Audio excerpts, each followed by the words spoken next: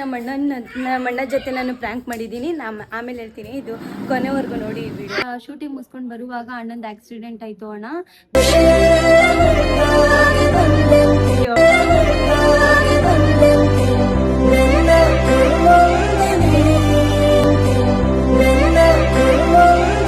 ಅದಕ್ಕೆ ನಮ್ಮ ಇಬ್ಬರು ಅಣ್ಣಂದಿರ್ನ ಸೇರ್ಸೋಣ ಅನ್ನೋ ಒಂದು ಪ್ಲಾನಿಂಗು ಸಹ ಇತ್ತು.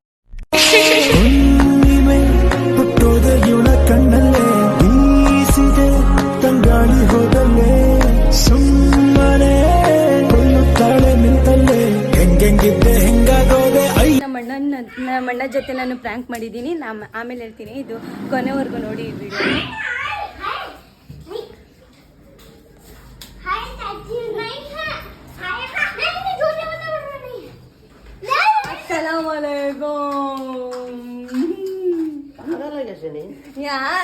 डुमा भाई बोला उनको बुला प्रैंक करेंगे, जरा बात करना करको बोला, देखेंगे कैसा करता क्या नहीं करने को बुला.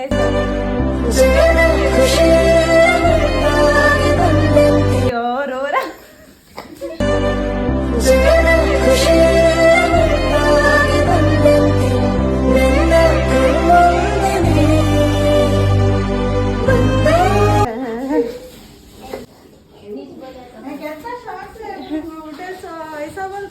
चिपके देखिए प्रैंक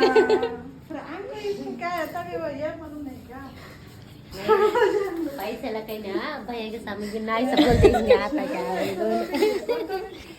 मेरे बच्चे राजा ना क्या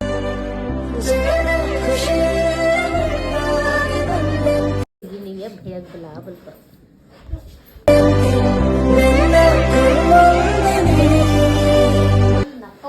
उन्हें डुमल बोल रहा था, सब प्रैंक करेंगे बुला देंगे मेरे को जाने चुप प्रैंक प्रैंक उन्हें बोले सो डुमच बोले सो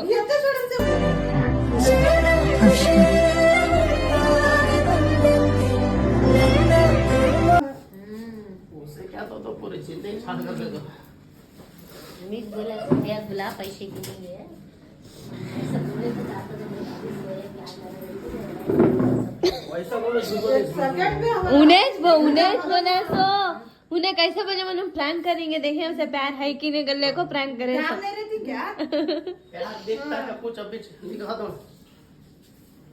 ये सब बातों में सब प्रैंक करते हैं गाइस बैठ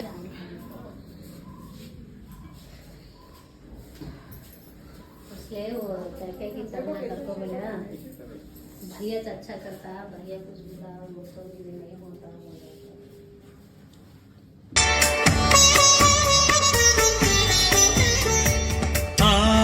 ब्रह्म तो चिद्दुगी चुतानम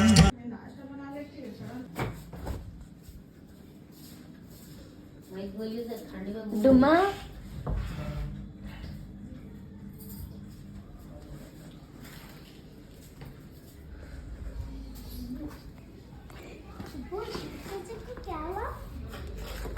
ಪ್ರಾಂಕ್ करे ಗೈಸ್. ನಿಮ್ಗೆ ನಮ್ಮ ಲ್ಯಾಂಗ್ವೇಜ್ ಅರ್ಥ ಆಗುತ್ತೆ ಅಲ್ಲ ಗೊತ್ತಿಲ್ಲ, ಬಟ್ ನಮ್ಮ ಅಣ್ಣಂದಿರು ಇಬ್ರು ಅಳ್ತಾ ಇದ್ರು. ಸುಮ್ಮನೆ ನಾನು ಪ್ರ್ಯಾಂಕ್ ಮಾಡಿದ್ದು. ಇದೇನಪ್ಪ ಅಂದರೆ ನಾನು ಶೂಟಿಂಗ್ ಹೋಗಿದ್ದೆ ಬಿಜಾಪುರ ಸೈಡು.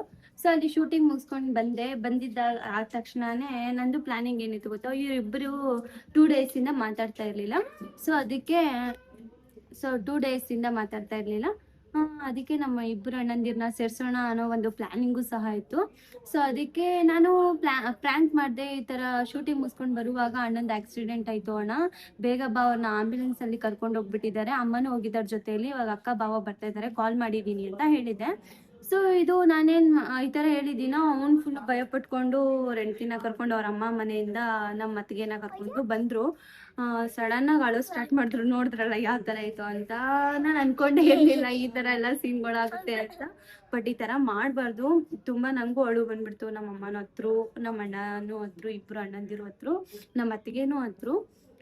ಸೊ ಇದು ಒಂಥರ ತುಂಬ ಕಷ್ಟ ಆಗೋಯ್ತು ಗೈಸ್ ಮನಸ್ಸಿಗೆ. ಅಂದರೆ ತುಂಬ ಇದು ಪ್ರ್ಯಾಂಕ್ ಮಾಡುವಾಗ ಒಂದು ಸಡನ್ನಾಗಿ ಅಳು ಬಂದ್ಬಿಡ್ತು ನನಗೂ, ಯಾಕಪ್ಪ ಈ ಥರ ಮಾಡಿದೆ ಅಂತ. ಬಟ್ ಇನ್ನೊಂದು ಏನು ಖುಷಿ ಅಂದರೆ ಈ ಥರ ಮಾಡಿದ್ದಕ್ಕೆ ಇವಾಗ ಅವರಿಬ್ಬರು ಮಾತಾಡ್ತಾ ಇದ್ದಾರೆ ಅನ್ನೋದೊಂದು ಖುಷಿ ಇದೆ. ಸೊ ಇವತ್ತಿನ ಬ್ಲಾಗ್ ನಿಮಗೆ ಹೇಗೆ ಅನಿಸ್ತು ಅಂತ ನನಗೆ ಕಮೆಂಟ್ ಬಾಕ್ಸಲ್ಲಿ ತಿಳಿಸಿ. ಲೈಕ್ ಮಾಡಿ ಶೇರ್ ಮಾಡಿ, ಕಮೆಂಟ್ ಮಾಡಿ, ಸಬ್ಸ್ಕ್ರೈಬ್ ಮಾಡಿ. ಆ್ಯಂಡ್ ಸಬ್ಸ್ಕ್ರೈಬ್ ಮಾಡೋದನ್ನ ಮಾತ್ರ ಮರಿಬೇಡಿ ಗೈಸ್, ಓಕೆನಾ? ಬಾಯ್.